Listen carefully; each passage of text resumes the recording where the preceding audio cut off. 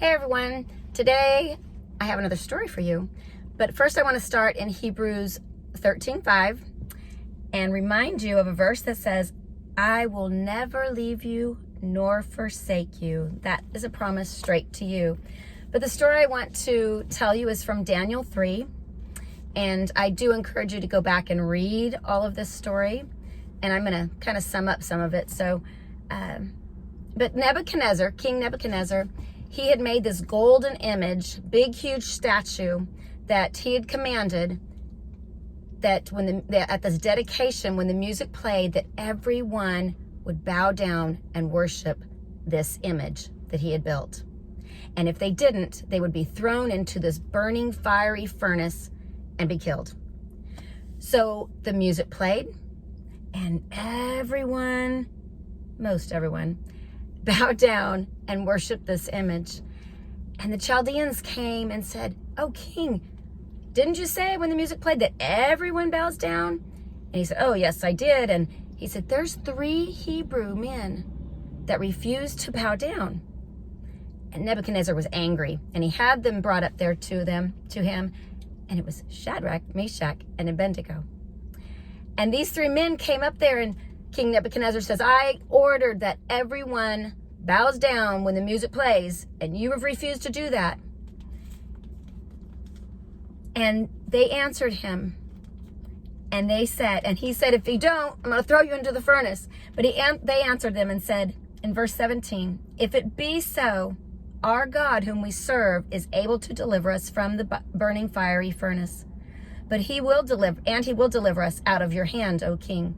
But if not, be it known unto thee, O king, that we will not serve your gods, nor worship the golden image which you have set up." They didn't care the consequences. They were going to serve God no matter what happened, no matter what came their way. And so Nebuchadnezzar got really angry, and he caused them to be bound and thrown into the furnace. And at first he had it heated up 7 times hotter than it normally was. It was so hot that the men that threw them in the furnace died because they had gotten too close to that heat. And so Nebuchadnezzar, as he watched, he saw them throw a man bound, and they were down on their knees, and he looks in and he says, "Wait, didn't we just throw 3 into this furnace? And yet there's a 4th that looks like the Son of God." That's pretty powerful, because even amidst their struggle in this burning furnace, probably the worst circumstance they had ever faced, God was right there with them, right through the fire. And then if you remember, nothing hurt them. They were walking around unbound inside this thing, and then he commanded that they come out. And it was a miracle. God took care of them. And nothing was burned on their clothes. They didn't even smell like smoke. And it goes on to tell us that Nebuchadnezzar then made a decree that anybody that spoke evil against the God of these 3 men, there would be some really bad consequences over that. But I want us to go back over here to Hebrews 13, because I want us to remember God is no respecter of persons. What he did for Shadrach, Meshach, and Abednego, he will do for us. He will do for you.